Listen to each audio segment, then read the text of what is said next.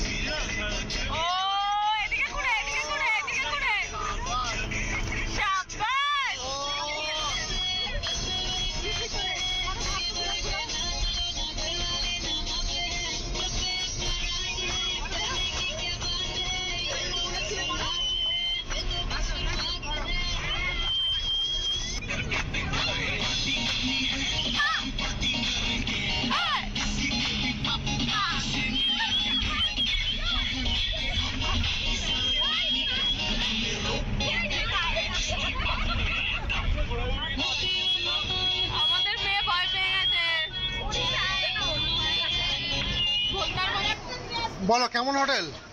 দারুণ দারুণ হোটেল, কিন্তু অসাধারণ জার্নি করলাম। চারিদিকে শুধু লোকজন, বাস তো একটু এগোচ্ছেই না।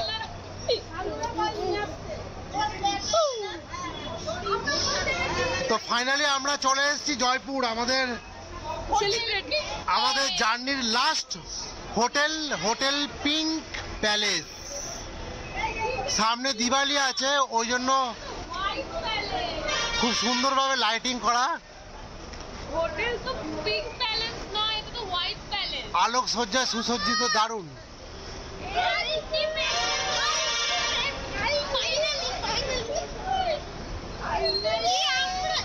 পৌঁছেছি, কিন্তু আমার জলের ডিব্বা কোথায়? আমার ফোনে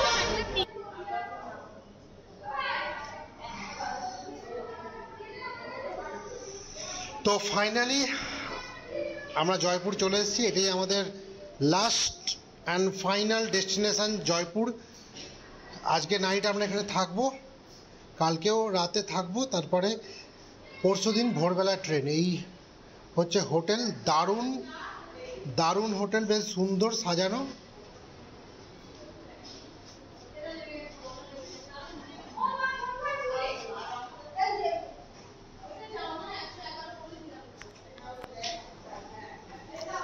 বেশ সুন্দর সাজানো। আসো এইটা সব থেকে বেস্ট রুম, ওই জন্য ভিডিও করছি একটুখানি। এই হচ্ছে বেসিন, বাথরুমটা অতটা বড় না, যে তুলনায় রুমটা বড়, বাথরুমটা তো সে তুলনায় বড় না, বাট বেশ সুন্দর সাজানো। এইগুলো এমনি পর্দা আছে, বাইরে জানলা।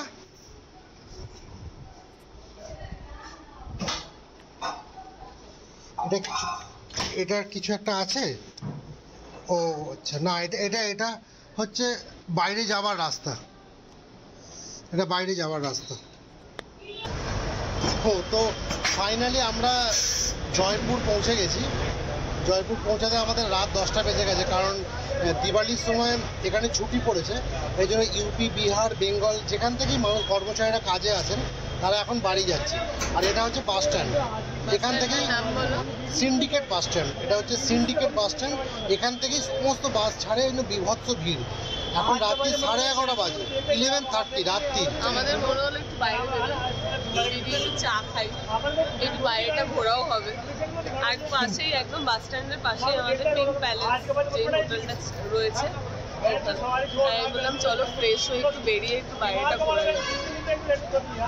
চাটা নিয়ে নাও। তো এই যে আমরা 11:30টার সময় চা খাচ্ছি। জয়পুরে মানে এটা সিটি, এখানে ওই সেই মানে রাজস্থানের যে একটা মরুভূমি ভাইব, সেই ব্যাপারটা এখানে নেই। এটা পুরো সিটি। এটা ওই হাভেলিগুলো ঘুরতে পারবো কালকে প্লেসে যাচ্ছি। এখানে কোনো মরুভূমির কোনো ব্যাপার নেই এখানে, মানে মরুভূমি ফ্লেভারটা নেই, তবে পুশ করে গিয়ে ও গেছিল। আমি আবার সাফারি সেই করেছি, ক্যামেল সাফারিটা, সাফারি হ্যাঁ, পুশ করে গিয়ে। ওই অল্প ওখানে সেরকম একটা নয়, কিন্তু সেই ফ্লেভারটা পেয়েছে।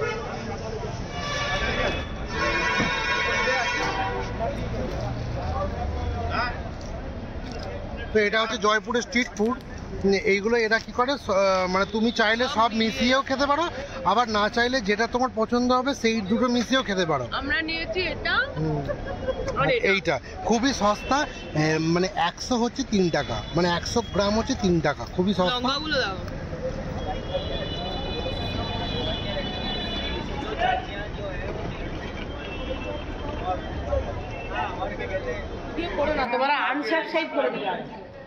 তো আজকে জয়পুরে আমাদের বাস ঢুকেছে 10:30টায়, আর ওই জন্য আমাদের এই যে প্রচণ্ড জাম ছিল, ওই জন্য আমাদের এই যে ট্রাভেল এজেন্সি, এই যে মনোজ কাকু, ও 1 ঘন্টার মধ্যে এইটুকুনি করতে পেরেছে। যা করেছে প্রচুর করেছে। এই যে ডিমের তরকারি করেছে, বেগুন ভাজা, ডাল, যা করেছে প্রচুর। সরি, বেগুনি। 1 ঘন্টার মধ্যে আমাদের যে এই খাবার করে দিয়েছে, এটাই যথেষ্ট। চলুন খেয়ে দিয়ে আজকে ঘুমাই, কালকে সকালে জয়পুর ভ্রমণ।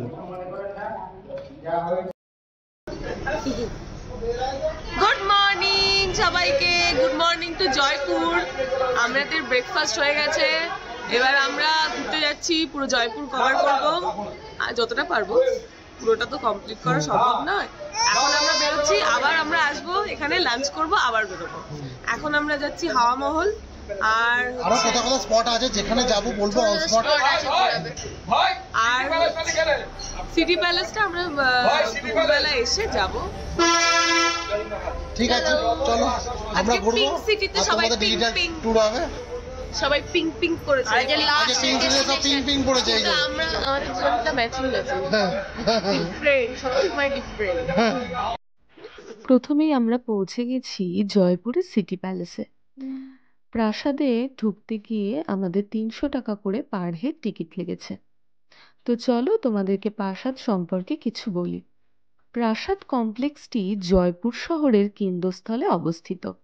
নগর প্রাসাদের ইতিহাস জয়পুর শহরের ইতিহাস এবং এর শাসকদের সাথে ঘনিষ্ঠভাবে জড়িত ছিল। মহারাজা সাউইয়ের জয় সিং দ্বিতীয় থেকে শুরু করে, যিনি 1699 থেকে 1744 সাল পর্যন্ত শাসন করেছিলেন।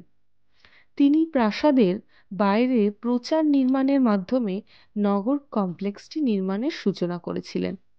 তিনি জয়পুর থেকে 11 কিলোমিটার দূরে অবস্থিত অ্যাম্বারে তার রাজধানী থেকে শাসন করেছিলেন। 1727 সালে জনসংখ্যা বৃদ্ধি এবং প্রাণীর ঘাটতির কারণে তিনি তার রাজধানী আম্বার থেকে জয়পুরে স্থানান্তরিত করেন। মহারাজা রাম সিং 1857 সালের সিপাহী বিদ্রোহ বা বিদ্রোহে ব্রিটিশদের পক্ষে তিনি ছিলেন এবং নিজেকে সাম্রাজ্য শাসকদের সাথে প্রতিষ্ঠিত করেছিলেন। এটি তার কৃতিত্বের জন্য যে জয়পুর শহরের সমস্ত স্মৃতিস্তম্ভ স্টুকে আঁকা পিঙ্ক, এবং তারপর থেকে শহরটিকে পিঙ্ক সিটি নাম দেওয়া হয়। মহারাজা মাধো সিং এর দত্তক পুত্র মান সিং দ্বিতীয় জয়পুরের শেষ মহারাজা ছিলেন, যিনি জয়পুর চন্দ্রমহল প্রাসাদ থেকে শাসন করেছিলেন।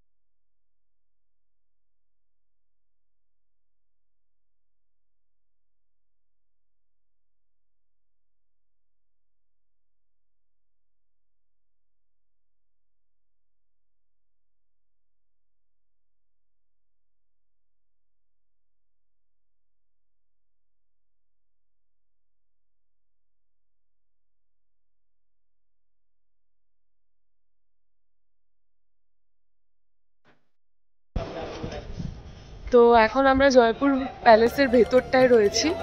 খুবই সুন্দর, অসাধারণ। 300 টাকা করে আমাদের টিকিট লেগেছে, কিন্তু আমি প্রথমে ভাবছিলাম যে কতটা সুন্দর হবে, কিন্তু সত্যিই সুন্দর। চলো তোমাদের একটু ব্যাক ক্যামেরা দিয়ে দেখাচ্ছি। তার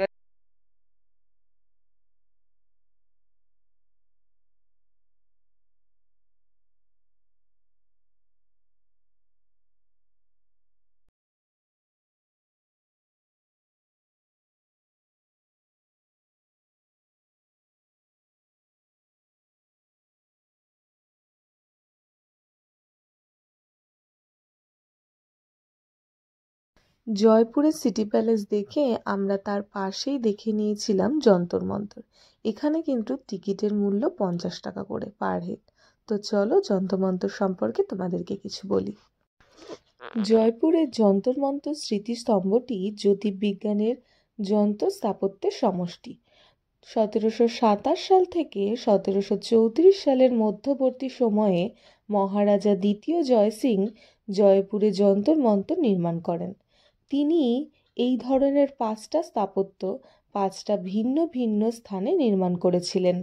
তার মধ্যে 2টি দিল্লি এবং জয়পুরে অবস্থিত। জয়পুর মানমন্দিরটি ছিল বৃহত্তম এবং এখানে তিনি 20টি স্থায়ী যন্ত্র স্থাপন করেছিলেন। মুঘল সাম্রাজ্যের শেষ দিকের এক জ্ঞানী সামন্ত রাজার রাজদরবারের জ্যোতির্বিজ্ঞান দক্ষতা এবং বিশ্ব চেতনার অভিপ্রকাশ রূপে ইউনেস্কো বিশ্ব ঐতিহ্য তালিকায় সাংস্কৃতিক সম্পত্তি রূপে অভিভুক্ত হয়েছিল। যন্তর মন্তর দেখে আমরা বাসে উঠে গেছিলাম, আর বাসে আমাদেরকে বলা হয়েছিল যে রাস্তা দিয়ে যেতে যেতে আমাদেরকে হাওয়া মহল দেখতে হবে, কারণ হাওয়া মহলের সামনে আমাদেরকে বাস দাঁড় করানো যাবে না বা নামা যাবে না। তো চলো তোমাদেরকেও হাওয়া মহল আমাদের মতো করেই দেখিয়ে দিই, যেভাবে আমরা দেখেছিলাম।